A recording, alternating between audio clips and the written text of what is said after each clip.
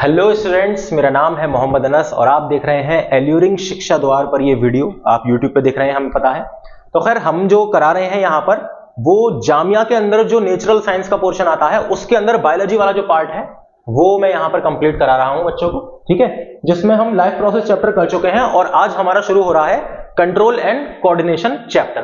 ठीक है, तो चलिए थोड़ा सा इसके बारे में बात करते हैं। कंट्रोल एंड कोऑर्डिनेशन आखिर है क्या चीज, क्योंकि हमें वक्त जो है बर्बाद नहीं करना, जरा अभी हमें पढ़ाई करनी है। ओके चलिए साहब, कंट्रोल और कोऑर्डिनेशन, इससे आप क्या समझ रहे हैं भाई? कोई चीज है वो आपके कंट्रोल में है ना, कोई चीज को आप कोऑर्डिनेट कर रहे हैं, तो यानी कि आपका दिमाग है, अगर हम दिमाग की बात करें, आपकी पूरी की पूरी बॉडी है, वो एक पूरा ऑब्जेक्ट है, आपका दिमाग इसको क्या कर रहा है, पूरा कंट्रोल एंड कोऑर्डिनेट कर रहा है ना। जैसे मेरा हाथ अगर ऊपर है तो ये ऊपर है, नीचे है, ठीक है, मैं आपसे बात कर रहा हूं, मैं बोल पा रहा हूं, मेरे जो वाइटल ऑर्गन्स हैं वो अपना काम कर रहे हैं कंटिन्यू, तो ये सारी चीजें कंट्रोल्ड वे में चल रही हैं, प्लस कोऑर्डिनेट वे में चल रही हैं, एक दूसरे के साथ कोऑर्डिनेशन हो रहा है। ठीक है, जैसे कि मैं अपने बॉडी लैंग्वेज का देखिए इस्तेमाल कर रहा हूं आपको समझाने में, तो ये क्या है, कोऑर्डिनेशन का ही तो एक एग्जांपल है ना, सबसे best.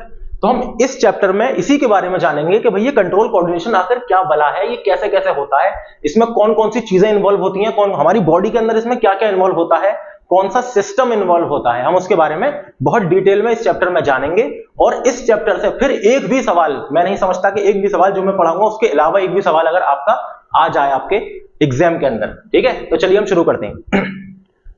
All the living organisms respond and react to changes in the environment around them. देखो ये बात हम जानते हैं कि जितने भी लिविंग ऑर्गेनिज्म हैं, जाहिर सी बात है, आप भाई कोई आपको सुई चुभाएगा तो आप अपना हाथ हटाओगे ना, है ना।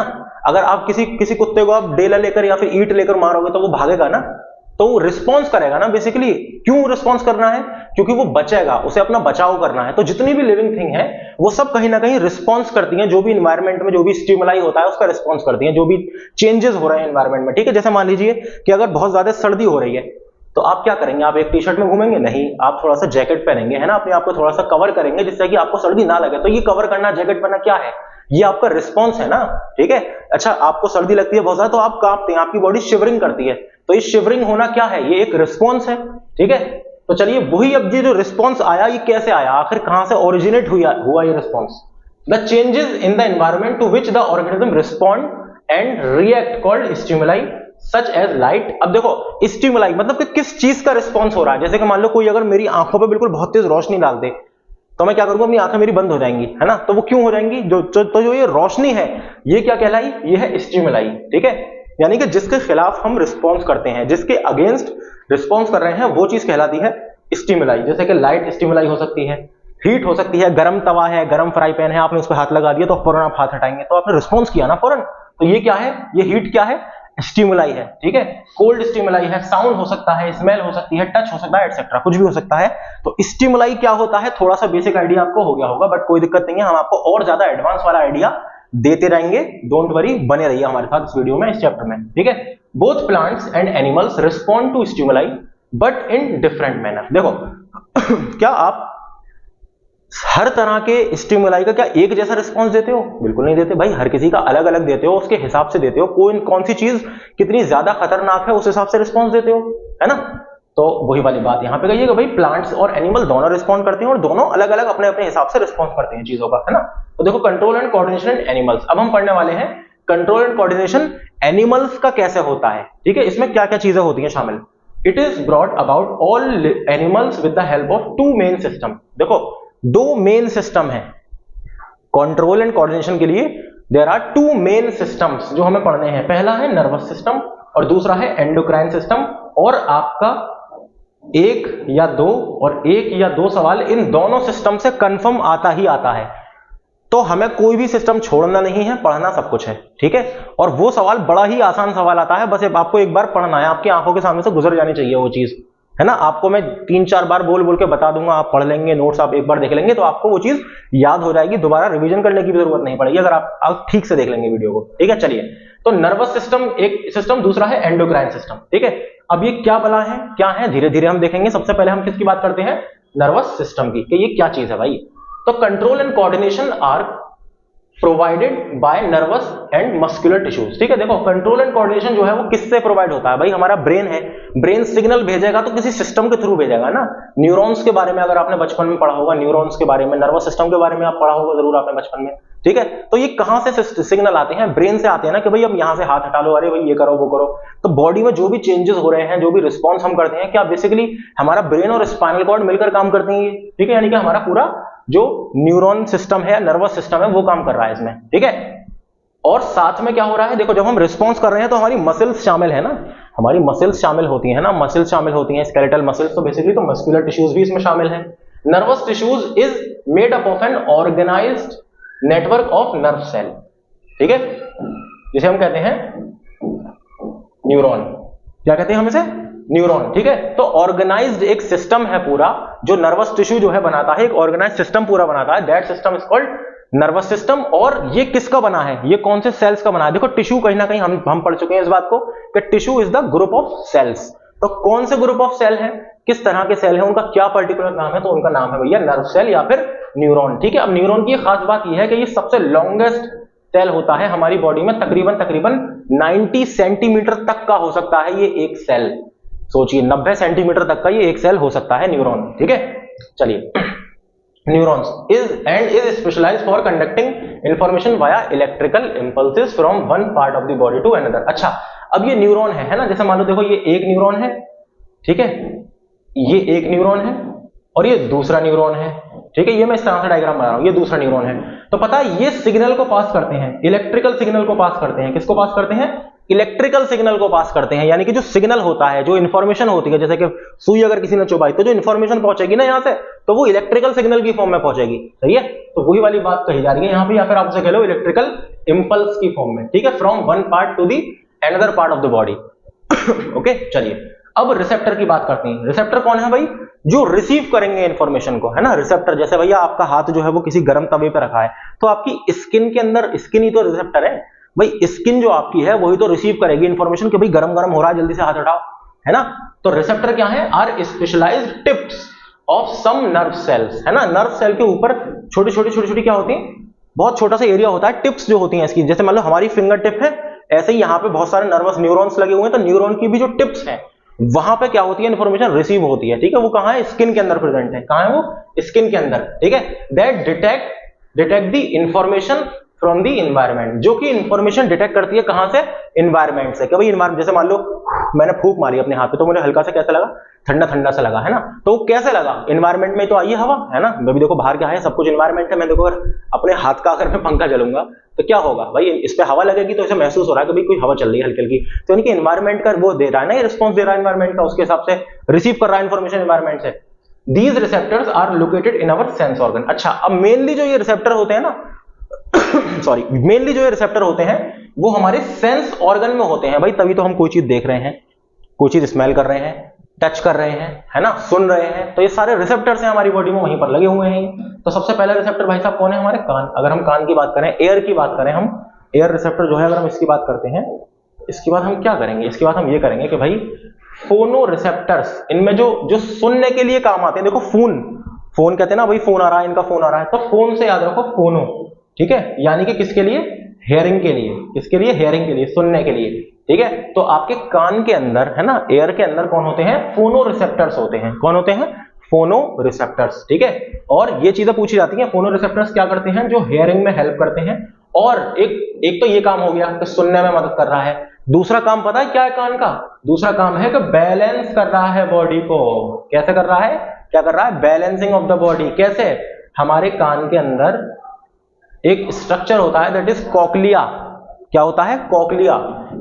थोड़ा इस तरह का होता है स्ट्रक्चर, ये इस तरह का, ठीक है, इस तरह का। शंख देखा है किसी ने? शंख, है ना। तो उस तरह का स्ट्रक्चर होता है कॉक्लिया। इसके अंदर भरा होता है क्या? फ्लूइड। क्या भरा होता है इसमें? फ्लूइड, ठीक है। This fluid is called cochlear fluid. This fluid is called cochlear fluid. अब देखो यही कॉक्लियर फ्लूइड है, यहीं पर आपकी क्या होती है? नर्व जो है यहां पर अटैच्ड होती है, और वो नर्व इंफॉर्मेशन ले आती है कहां तक? हमारे ब्रेन तक, कि भाई क्या सुना और क्या नहीं सुना, सारी सुनने वाली इंफॉर्मेशन वहां पहुंचती है। लेकिन उससे पहले कॉक्लिया है ना, जो हमारे कान के इनर एयर के अंदर प्रेजेंट है, एक छोटा सा पोर्शन, और इसके अंदर है कॉक्लियर फ्लूइड। अब ये कॉक्लियर फ्लूइड जो है पता है क्या करता है? ये बैलेंसिंग ऑफ द बॉडी में हेल्प करता है। पता है कैसे? मान लीजिए कभी आपको उल्टी आती है, वॉमिटिंग आती है, वॉमिटिंग, है ना, वो कब आती है? जब मोशन सिकनेस होता है। मोशन सिकनेस समझते हो, जैसे आप बस में बैठे हो, हिल रहे हो कंटिन्यू बस में, है ना, अजीब अजीब स्मेल आ रही है। स्मेल कैसी? पेट्रोल की, डीजल की। जैसे मैं पर्सनली मैं इस चीज से फील वो करता हूं, मतलब मैं इस चीज से पर्सनली पीड़ित हूं कि मुझे वॉमिटिंग होती है बहुत ज्यादा, क्योंकि मुझे मोशन सिकनेस है। और वो मोशन सिकनेस पता है कैसे होती है? जो हमारा कॉक्लियर फ्लूइड होता है ना, हमारे कानों के अंदर जो कॉक्लियर फ्लूइड होता है, वो बहुत ज्यादा क्या करता है? डिस्टर्ब हो जाता है ना। अच्छा, आप ऐसा करो, एक खुद से आप वो कर लो, अपना सर जो है वो थोड़ा तेज तेज हिलाओ। तो जब हिलाओगे ना, फिर तुम अपना रोकोगे सर, तो हल्के से आपको चक्कर आएंगे। तो क्या हिल रहा है? जब आप सर हिला रहे हैं तो बेसिकली आपके जो कान के अंदर जो कॉक्लियर फ्लूइड भरा हुआ है कॉक्लिया में, ये डिस्टर्ब हुआ। ये जैसे ही डिस्टर्ब हुआ तो क्या हो गया? आपका बॉडी का बैलेंस जो है वो बिगड़ जाता है। ठीक है, तो बॉडी के बैलेंस से हमारे कान के अंदर क्या है? ये कॉक्लिया है, कॉक्लियर फ्लूइड है, ये बैलेंस से रिलेटेड है। ठीक है, और अगर हम ब्रेन की बात करें कि भाई ये जो हमें चक्कर आ रहे हैं, हम सीधे खड़े हैं, तो ब्रेन का कौन सा पार्ट है ऐसा जो कि हम पढ़ेंगे आगे? ब्रेन का कौन सा पार्ट है जो बैलेंसिंग में हेल्प करता है? तो that part is called cerebellum. उस पार्ट का नाम है सेरिबेलम, जो हमारी बॉडी को मेंटेन रखता है, पोस्चर हमारा मेंटेन रखता है, बॉडी का बैलेंस मेंटेन रखता है, ब्रेन के अंदर का जो पार्ट है। ठीक है, लेकिन हम कान के अंदर क्या है? हमारा कॉक्लिया। ओके, आई होप क्या चीज आपको क्लियर हो गई होगी, और इन छोटी छोटी चीजों से पता है सवाल आते हैं। चलो, अब अगला है सेंस ऑर्गन। क्या है भैया? आई, हमारी आंखें जो हम देखने में हेल्प करते हैं। फोटो रिसेप्टर होते हैं इसमें। क्या होते हैं? Photo receptor. फोटो मतलब फोटो खींचो, मेरी फोटो क्लिक करो तो हम देखते हैं ना फोटो को, तो फोटो रिसेप्टर। ठीक है, लाइट की मदद से जो हम करते हैं, photo receptor helps in seeing. ठीक है, देखने में हेल्प करते हैं। ओके, ये वाली बात तो क्लियर है, नॉर्मल सी बात है। अच्छा, अब स्किन की अगर हम बात करें, स्किन भी तो एक रिसेप्टर है, तो स्किन की बात करें तो थर्मो रिसेप्टर। थर्मो का मतलब पता है क्या होता है? थर्मो का मतलब होता है बेसिकली टेम्परेचर। ठीक है, किसकी बात कर रहे हैं? टेम्परेचर की, है ना। जब टेम्परेचर बहुत बढ़ेगा या टेम्परेचर घटेगा तो हमारी स्किन को पता चल जाता है ना, कभी ठंडी चीज है या गर्म चीज है। कैसे पता चल रहा है? ये थर्मोरिसेप्टर की वजह से। तो हीट एंड कोल्ड को ही डिटेक्ट करता है। ठीक है, हीट एंड कोल्ड। ठीक है, और साथ में किसको करता है? टच को। कोई चीज हमें छू रही है, पिन ऐसे मारा मैंने, है ना, तो ये सारी चीजें डिटेक्ट होती हैं यहां से। चलिए, अगला क्या है आपका? नोज। ठीक है, नाक। अब नाक के अंदर कौन से रिसेप्टर पाए जाते हैं? That is olfactory. That is olfactory. ठीक है, देखो ये वर्ड दोगे, देखो थोड़ा सा अलग है ना, तो इसे याद रखिएगा अच्छे से। Olfactory receptors are present in nose. Okay, और olfactory receptors help in smell detection. किसमें हेल्प करते हैं? स्मेल डिटेक्शन, सूंघने में, है ना। कोई स्मेल आ रही है तो आप उसे सूंघ रहे हैं, फिर उसे पता लगाना है कि क्या चीज हो सकती है, गुलाब की खुशबू है, किसी की खुशबू है, क्या है। ठीक है, तो स्मेल डिटेक्शन का काम होता है ओल्फैक्टरी रिसेप्टर से। ओके, चलिए, अब अगला है आपका टंग, है ना, जबान। भाई आप टेस्ट भी तो लेते हैं ना, सॉल्ट है, बिटर है ना। तो ये जो टेस्ट है आपके, ये किससे आते हैं? कौन सा रिसेप्टर है? Gustatory receptor. क्या नाम है इस रिसेप्टर का? गस्टेटरी रिसेप्टर, है ना। गस्टेटरी रिसेप्टर ये गैस्ट्रो इंटेस्टाइनल से आया है। किससे आया है ये? Gastro intestinal. Gastro intestinal word किसके लिए यूज होता है? ये भाई ये यूज होता है आपके डाइजेस्टिव सिस्टम के लिए, है ना। ये किसके लिए यूज होता है? डाइजेस्टिव सिस्टम के लिए। गैस्ट्रो इंटेस्टाइनल सिस्टम कह सकते हैं हम उसे। गैस्ट्रो जहां भी वर्ड आ गया ना, यानी कि पेट से रिलेटेड बात हो रही है। अब जब हम खाना खाएंगे तो पहले आपके मुंह में जाएगा खाना, तभी तो पेट में जाएगा। तो जो रिसेप्टर्स हैं उन्हें भी इन्होंने क्या नाम दे दिया भाई साहब? कि ये गस्टेटरी रिसेप्टर कहलाएंगे। ठीक है, जो जबान पे जो रिसेप्टर सारे प्रेजेंट है सब मिला के, ठीक है, जो टेस्ट को डिटेक्ट करते हैं। अब ये देखो, टेस्ट कौन सा होगा वो बात अलग है भैया। ये कैसा हो सकता है? ये सॉल्टी भी हो सकता है ना। ये कैसा हो सकता है? ये सोर भी हो सकता है। ये कैसा हो सकता है? ये बिटर भी हो सकता है। ये कैसा हो सकता है? ये स्वीट भी हो सकता है। ठीक है, और कोई बचा क्या? चलिए, खैर बचा तो आप लिख लीजिएगा। तो खैर ये सारे टेस्ट जो हैं वो प्रेजेंट होते हैं कहां पर? हमारी जबान के हिस्से में अलग अलग। ठीक है, तो ये सारे के सारे टेस्ट क्वालिटेटिवली कौन होते हैं? गस्टेटरी रिसेप्टर कहलाते हैं। क्या कहलाते हैं? गस्टेटरी रिसेप्टर, जो कि टेस्ट को डिटेक्ट करते हैं। ओके, चीज क्लियर हो गई? बहुत बढ़िया, आगे देखिए। चलिए खैर, अब हम ये देख रहे हैं कि भाई हम क्यों पढ़ रहे हैं, क्या पढ़ रहे हैं। भाई साहब हम ये पढ़ रहे हैं, हमारा जो जामिया का जो बीएड है उसका हमारा नया बैच शुरू होने वाला है। ठीक है, नया बैच शुरू होने वाला है। तो अगर आपने हमारा अभी तक बैच नहीं लिया है तो एल्यूरिंग शिक्षा द्वार जो है प्ले स्टोर पे जाइए, डाउनलोड कीजिए एल्यूरिंग शिक्षा द्वार, और वहां पे हमारा जो है बैच, जो जेएमआई बीएड का जो बैच है, नया बैच जो शुरू हो रहा है, उसको बेहतरीन एंजॉय करिए। ठीक है, और आपको क्या मिलेगा? ये रिकॉर्डेड बैच होगा बेटा। आपको क्या मिलेंगे इसमें? रिकॉर्डेड लेक्चर्स मिलेंगे। और जो लेक्चर्स आपको हम प्रोवाइड कर रहे हैं, आप सिर्फ वही पढ़िए और कोई किताब कुछ नहीं। ठीक है, जो हम नोट्स देंगे, लेक्चर देंगे, सिर्फ उधर ही आपको फोकस रखना है, और इंशाल्लाह आपका सिलेबस, वो इंशाल्लाह आपका जो सिलेक्शन है वो बिल्कुल श्योर हो जाएगा। ठीक है, अब हम क्या क्या आता है इसमें? पार्ट ए में देखो क्या है, टीचिंग एप्टीट्यूड है। ठीक है, 30 की, reasoning 30, CA and GK 30। Okay, और उसके बाद पार्ट बी में क्या है? लैंग्वेज है 20 की। और मैथमेटिक्स, सोशल साइंस और नेचुरल साइंस। पता है नेचुरल साइंस 20 मार्क्स की। अब उस नेचुरल साइंस में से भी देखिए आपके लिए बायोलॉजी के अलग लेक्चर्स हैं, है ना, फिजिक्स के अलग हैं, केमिस्ट्री के अलग है, यानी पूरा सारा का सारा सिलेबस हम आपको बिल्कुल अच्छे से पूरा प्रोवाइड कर रहे हैं। तो आप जितना जल्दी हो सके हमारा जो जेएमआई का बीएड का जो नया बैच शुरू होने वाला है इसमें इनरोल हो जाइए और रिकॉर्डेड बैच को जल्दी से अर्न कीजिए। सिर्फ कितने रुपए में? 2,999। बिल्कुल सही सुना बेटा, 2,999 रुपए में आपको आपका सिलेक्शन मिल रहा है। तो क्या आप नहीं लेना चाहते सिलेक्शन? अरे लेना चाहते हैं ना भाई, तकरीबन 3,000 रुपए में, 1 रुपया कम, 3,000 रुपए में आपको आपका सिलेक्शन मिल रहा है। अब आप अगर कहीं और किसी और जगह जाएंगे ना तो हमें पता है कि इतने कम में शायद ही कोई करा रहा होगा। हमारी तो नजर में कोई नहीं है जो इतने कम में करा रहा होगा, पूरा का पूरा बैच दे रहा होगा आपको। अगर कोई दे रहा है तो हमें भी बताइए, हम भी उनसे थोड़ा बहुत सीख लेंगे भाई कैसे कर रहे हैं, क्या कर रहे हैं। ठीक है, तो गूगल प्ले स्टोर पर जाइए, जितना जल्दी हो सके एल्यूरिंग शिक्षा द्वार को डाउनलोड करिए। ठीक है, और देखिए आप हमारा प्रीवियस रिजल्ट देखिए उठा के, है ना। आप YouTube चैनल पे अगर हमें देख रहे हैं तो हमारा चैनल सब्सक्राइब करिए और यहाँ पर बाकी वीडियोस देखिए जिसमें आप देखेंगे कि जो टीचर्स हैं वो कैसा पढ़ा रहे हैं, हम किस तरह से कंसिडरेट हैं आपके सिलेक्शन को लेकर। ठीक है, और पुराने जो बच्चे हैं उनका क्या रिस्पॉन्स रहा है, वो सारी चीजें आपको मिलेंगी। आप बिल्कुल मुतमईन हो जाइए। फिर उसके बाद जितना जल्दी हो सके आप हमारा रिकॉर्डेड बैच जो है वो ज्वाइन करिए। आपको सारे के सारे लेक्चर्स हम प्रोवाइड करेंगे बीएड जामिया के। ठीक है, कितने रुपए में? 1 रुपया कम, 3,000, यानी कि 2,999। ठीक है, चलिए साहब अब आगे आते हैं, हम अपने चैप्टर पे आते हैं वापस। हाँ भाई, तो हम क्या पढ़ रहे थे? रिसेप्टर्स के बारे में पढ़ रहे थे। ठीक है, अच्छा, for survival an organisms body must respond correctly to various stimuli it receive. देखो, सर्वाइवल के लिए, जिंदा रहने के लिए सांस लेना तो जरूरी है, ठीक है, अच्छी बात है, लेकिन जिंदा रहने के लिए जो कोई भी ऑर्गेनिज्म है वो रिस्पॉन्स करेगा ना एनवायरमेंट का। जैसे मान लो ये मैं यहां पर हूं, अब यहां पे मान लो कि आग लगी हुई है कहीं आसपास, अब मैं हिल ही नहीं रहा यहां से कहीं, अब आग लगी है, लगती रहे, अब यहाँ पे बिल्कुल पास में आ गई मेरे आग लगी हुई है ना, यहाँ पे मेरे आसपास सब कुछ जलने लगा, अब मैं हिल ही नहीं रहा यहाँ से। क्यों नहीं हिल रहा? क्योंकि मुझे कुछ महसूस ही नहीं हो रहा। तो अल्टीमेटली क्या होगा? मैं तो खत्म हो जाऊंगा, मैं भी जल जाऊंगा, है ना। तो अब ऐसे और कोई भी ऑर्गेनिज्म है, अब उसे पता है कि कोई ऐसी चीज उसके आसपास हो रही है जो उसे खतरे में डाल सकती है, उसकी बॉडी के लिए खतरा है, तो वो हटेगा ना, वहां से रिस्पॉन्स करेगा ना। तो भाई वही वाली चीज लिखी हुई है कि सर्वाइवल के लिए जो ऑर्गेनिज्म की बॉडी है उसे रिस्पॉन्स करना चाहिए, है ना, और वो भी सही से रिस्पॉन्स। ऐसा नहीं करे भाई आग से दूर जाने की जगह आग में कूद गए, है ना, ऐसा नहीं। ठीक है, correct to various stimuli it receive, जो भी स्टिमुलाई से मिल रही है, यानी गर्मी है, सर्दी है, बरसात है, जो भी है उसके हिसाब से बचना चाहिए। ठीक है, ये रिस्पॉन्स करना चाहिए। सम इंपॉर्टेंट टर्म्स, अब देखो, अब कुछ इंपॉर्टेंट टर्म्स है इससे रिगार्डिंग क्या है, थोड़ा सा देख लेते हैं हम क्या होते हैं। देखो, जैसे स्टिमुलस मैंने बताया अभी, what is stimulus? An agent or sudden change in the external or internal environment which causes a change in an organism or any of its body part. Stimulus क्या है? कोई भी ऐसी चीज जो आपको रिस्पॉन्स करने में क्या कर रही है? उत्सुक कर रही है, रिस्पॉन्स करवा रही है आपसे। ठीक है, एक सडन चेंज है। क्या है? एक सडन चेंज है एक्सटर्नल या इंटरनल एनवायरनमेंट में। जैसे मान लीजिए आप हैं नॉर्मल खड़े हुए, एकदम से आपके पेट में दर्द शुरू हो गया, तो आप क्या करेंगे? अरे यार पेट में दर्द हो रहा है बहुत, मतलब ये रिस्पॉन्स करेंगे ना आप, है ना, जल्दी से दवा खाओ, ये करो वो करो, है ना, ये करेंगे ना। तो यानी कि एक्सटर्नल या इंटरनल एनवायरनमेंट में कोई भी चेंज आता है, ठीक है, जिससे कि फिर आपकी जो बॉडी है या आपकी बॉडी का कोई पार्ट है, जैसे मान लो मेरा हाथ अगर किसी गर्म चीज पर रखे तो मैंने हाथ ही तो हटाऊंगा, मैं पूरा थोड़ी भाग जाऊंगा पूरा उठ के यहाँ से, तो मेरा बॉडी के पार्ट ने रिस्पॉन्स किया ना तकरीबन, है ना, पार्ट ने रिस्पॉन्स किया। तो ये जो चीज थी जिसके खिलाफ इसे रिस्पॉन्स किया, वो चीज क्या थी? That is stimulus. क्या था वो था स्टिमुलस। ओके, चलिए अगला है रिस्पॉन्स। अब रिस्पॉन्स तो मैं चीख ही रहा हूं इतनी देर से, क्या होता है भाई रिस्पॉन्स? ठीक है, तो रिस्पॉन्स देखिए, अब आप दे रहे हैं ना रिस्पॉन्स। तो रिस्पॉन्स क्या है? The change in organism resulting from stimulus. भाई कोई स्टिमुलस आया, तो स्टिमुलस जब आया कोई, तो उसका रिजल्ट जो मिला, उसका रिजल्ट क्या मिला कि हमने उसे रिस्पॉन्स किया, हम हट गए। अगर कोई सुई मुझे चुभाने आएगा तो मैं हट जाऊंगा, अपना हाथ हटा लूंगा वहां से।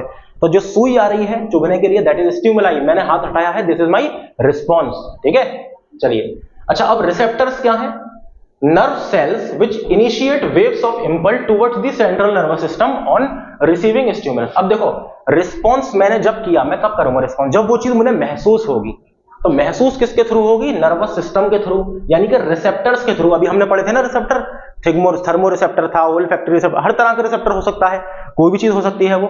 तो रिसीव की जब उन्हें इंफॉर्मेशन, तब जाकर रिस्पॉन्स होगा ना, यानी कि जब सेंट्रल नर्वस सिस्टम में पहुंचेगा मामला कि भाई साहब जल्दी से हाथ हटा लो वरना हाथ खराब हो जाएगा, हाथ कट जाएगा, हाथ जल जाएगा, जल्दी हाथ उठाओ। और ये बिल्कुल फ्रैक्शन ऑफ सेकंड में काम होता है ना। कितनी देर में काम होता है? 1/10 सेकंड में काम होता है, यानी कि 1 सेकंड के 10वें हिस्से में ये पूरा काम हो जाता है कि बंदा जो है वो महसूस भी कर लेता है और रिस्पॉन्स भी दे देता है, उससे बच भी जाता है, समझे? जिसे हम बेसिकली कहते हैं क्या? Reflex action. क्या कहते हैं हम इस एक्शन को? Reflex action. इसमें भी हमारा अच्छा खासा लेक्चर रहेगा, पूरी की पूरी बात इस पे होगी, डोंट वरी अबाउट दैट। अभी बस हम ये समझ रहे हैं कि ये टर्म्स क्या है जो हम आगे पढ़ने वाले हैं, क्योंकि आगे मैं डायरेक्ट बात करूंगा कि भैया स्टिमुलाई है, फिर रिस्पॉन्स है, फिर रिसेप्टर है। अब आगे ये नहीं बताऊंगा, कोई अगर पूछता है कि भैया स्टिमुलाई क्या होता है, क्योंकि मैं स्टिमुलाई यहां बता रहा हूं, सुन लो कायदे से, ठीक है। चलो, इफेक्टर्स क्या होते हैं? आपने जब हाथ हटाया था, तो आपने पूरा हाथ हटाया तो आपने ये जॉइंट का मूव किया ना, ये वाली मसल्स का इस्तेमाल किया ना हटाने के लिए अपना हाथ। जब कोई गर्म चीज से आपका हाथ लग गया तो आपने क्या किया? आपने ऐसा थोड़ी है गर्म चीज से हाथ लगा तो आपने उंगली हटा ली बस, ऐसा करते हैं कि आप नहीं करते, आप पूरा हाथ हटाते हैं। तो जब हाथ हटाते हैं तो आपने ये वाली मसल्स का इस्तेमाल किया। तो ये जो मसल्स है ये क्या है? ये इफेक्टर ऑर्गन है, यानी कि जहां पे इफेक्ट हुआ, यानी कि जहां पे मैसेज आया कि भाई साहब ऐसा करो कि तुम जो है वो श्रिंक हो जाओ, जिससे कि अपना हाथ ऑटोमेटिकली हट जाएगा। अब इससे क्या बच गया कि यहां से यहां तक पहुंचने का जो सिग्नल का जो टाइम था वो बच गया, एक तो वो बच गया, ठीक है। दूसरा क्या बच गया कि वो जो मसल है जो अभी बेचारी स्ट्रेस में है, जिसके ऊपर हीट लग रही है या कोल्ड लग रहा है, तो उन्हें कुछ करने की जरूरत नहीं है। अब वो तो उन्होंने तो हार मानी कि भाई साहब जल्दी से बचा लो हमें, और ये बिल्कुल मिली सेकंड में काम हो रहा है। तो ये वाली जो मसल है, उन्होंने कहा ठीक है भाई साहब, हमेशा इसकी वो खींच ले रहे हैं, यानी कि हम क्या कर ले रहे हैं, हाथ को पूरा का पूरा जॉइंट को हम मूव करा दे रहे हैं और पूरा हाथ जो है हट जाएगा ऑटोमेटिकली। तो दिस इज इफेक्टर, मसल्स और ग्लैंड्स विच कॉन्ट्रैक्ट और secret substance on receiving N impulse from the brain और स्पाइनल कॉर्ड, ठीक है। तो उसे हम क्या कहते हैं? इफेक्टर कहते हैं। ये या तो कोई मसल हो सकती है, देखिए मैंने आपको एग्जांपल दिया मसल का, यहां पे ग्लैंड्स भी हो सकती हैं कोई, है ना। जैसे आपके पीछे कुत्ता पड़ गया तो आपकी जो ग्लैंड है, कौन सी ग्लैंड? एड्रिनल ग्लैंड, जो किडनी के ऊपर होती है एड्रिनल ग्लैंड, वो छोड़ेगी एक hormone, that is adrenaline hormone, ठीक है। और जैसे ही वो हार्मोन निकलेगा, ये पता है एंडोक्राइन सिस्टम वाला पार्ट है, जो नर्वस सिस्टम के बाद जो मैंने बताया ना दूसरा पार्ट, ये उसका पार्ट है, वो भी हम पढ़ेंगे, डोंट वरी। बट जो हार्मोन जब निकलेगा तो आप क्या करेंगे? आप नॉर्मल जितना भागते हैं उससे ज्यादा तेज भागेंगे, है ना। तो देखिए ये हो गया ना, रिस्पॉन्स हो गया ना।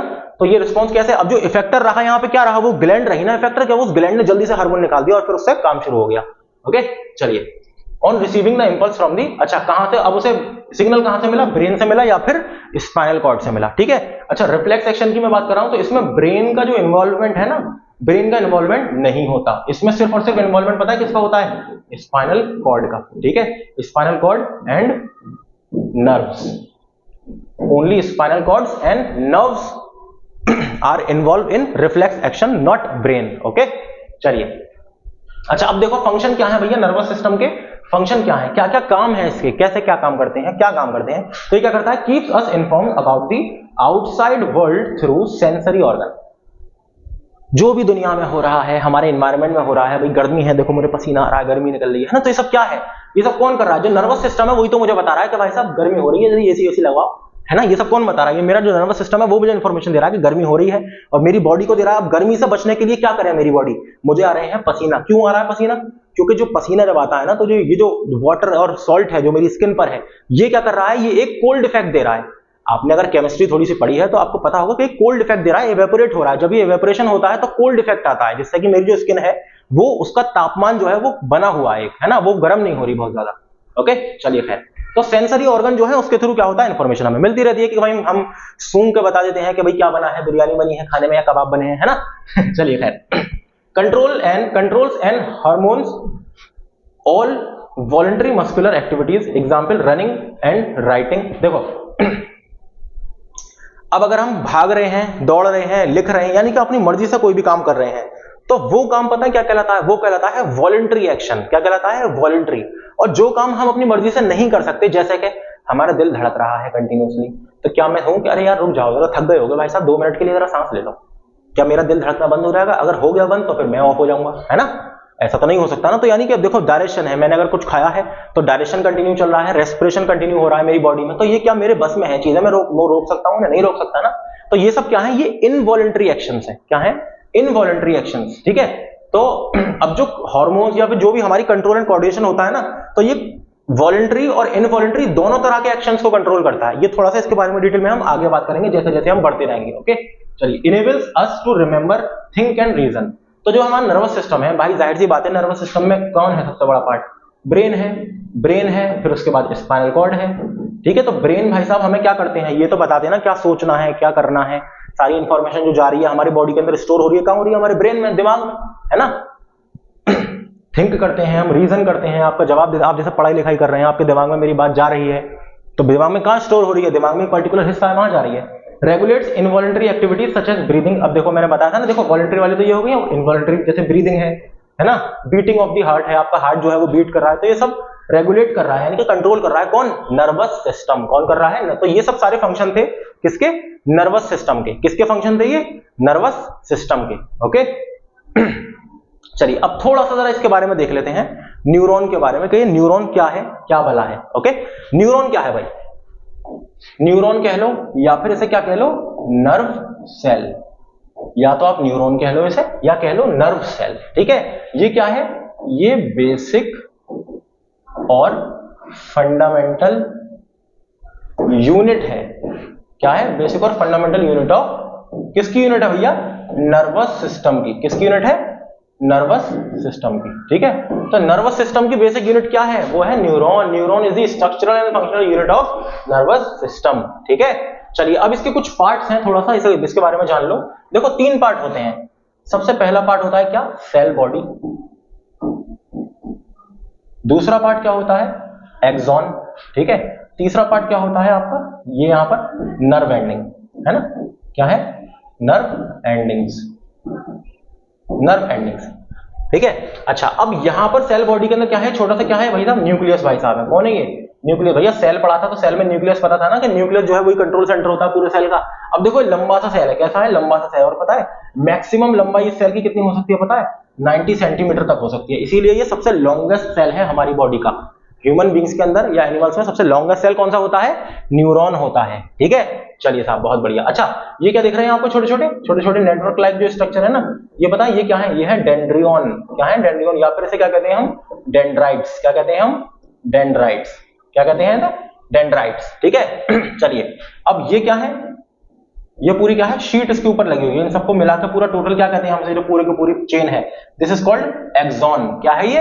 एक्सॉन पूरा आ जा रहा है। ठीक है, यानी कि जो सिग्नल आता है, हमने क्या बात करी थी कि भैया जो नर्वस सिस्टम है वो सिग्नल पहुंचता है। अब सिग्नल को कैरी कर रहा है ना, एक इंफॉर्मेशन है, इलेक्ट्रिकल इंपल्स है, उसको कैरी कर रहा है। तो सिग्नल पता है कैसे कैरी करता है? एक दूसरे न्यूरॉन से सिग्नल आया तो यहां पे आया, फिर यहां से सिग्नल गया इसके थ्रू होते हुए, इसके थ्रू होते हुए गया यहां से, फिर यहां से बाहर निकल गया, फिर यहां पे दूसरा न्यूरॉन है तो वहां पे सिग्नल पहुंच गया। तो एक न्यूरॉन से दूसरा न्यूरॉन, एक न्यूरॉन से दूसरा न्यूरॉन, इस तरह से सिग्नल जो है वो आगे पीछे जाता रहता है। ठीक है, तो यही काम होता है बेसिकली इसका। अब देखो जरा, the 3 main parts of the neuron. Neuron के जो 3 मेन पार्ट है क्या है? सबसे पहला cell body, it has well defined nucleus. देखो ये रहा न्यूक्लियस। ठीक है, एंड ग्रेन्युलर साइटोप्लाज्म। और क्या है यहाँ पे? साइटोप्लाज्म भरा हुआ है। क्या है भैया? साइटोप्लाज्म है। ठीक है, न्यूक्लियस है और साइटोप्लाज्म। अभी दोनों चीजें क्या है मुझे बताने की जरूरत नहीं है, you know very well. Dendrites, देखो पहला पार्ट तो ये हो गया, पहला इसका पार्ट है ना, हमने देख लिया कि जो पूरी की पूरी क्या है? सेल बॉडी है। ठीक है, अगला पार्ट क्या है? डेंड्राइट्स। ये जो मैंने बताया ना, डेंड्राइट ये निकल रहे हैं, दीज आर डेंड्राइट्स। ठीक है, तो dendrites are branched cytoplasmic projection. देखो साइटोप्लाज्म यहीं से तो ब्रांच निकल रही है ना। ठीक है, projection of the cell body. सही है, ये क्या करते हैं? ये रिसीव करते हैं। क्या करते हैं? ये रिसीव करते हैं। किसको रिसीव करते हैं? Receive signal.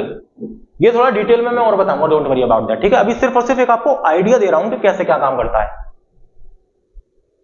ओके, एक्सॉन क्या कर रहा है? देखो यहां पे, it is a long process of the cell body. ठीक है, ये बिल्कुल देख रहे हो लंबा सा पूरा जो पोर्शन है ये सेल बॉडी है। सेल बॉडी का ही लंबा सा क्या प्रोजेक्शन निकला हुआ है, इसे हम कह दिया हमने एक्सॉन।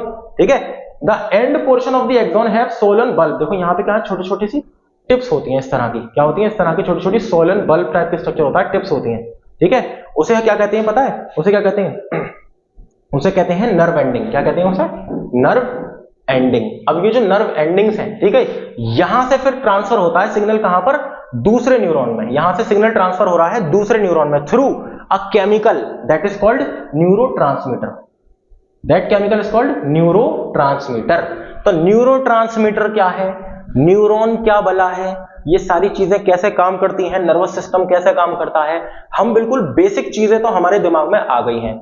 असली कहानी शुरू होती है इसकी अब से, क्योंकि अब हमने देख लिया कि न्यूरॉन भैया क्या है और ये कैसे कॉम्प्लेक्स होगा, पूरा सिस्टम बना रहा है और किस तरह से सिग्नल जो है वो एक जगह से दूसरी जगह, मान लीजिए मेरे अगर पैर में चोट लगी तो मुझे फौरन पता चल गया, तो ब्रेन तो मेरा यहाँ पर इतना पूरा पूरी बॉडी क्रॉस करके कितने सारे लाखों करोड़ों न्यूरॉन्स हैं, वहां से सिग्नल कितनी स्पीड में आ गया मेरे दिमाग तक, और दिमाग से जब मैंने पैर अपना हटा लिया वहां से उस जगह से, तो मेरे दिमाग से फिर सिग्नल दोबारा वहां पहुंच गया इफेक्टर ऑर्गन तक और उसने कह दिया कि भाई साहब हटाओ पैर को।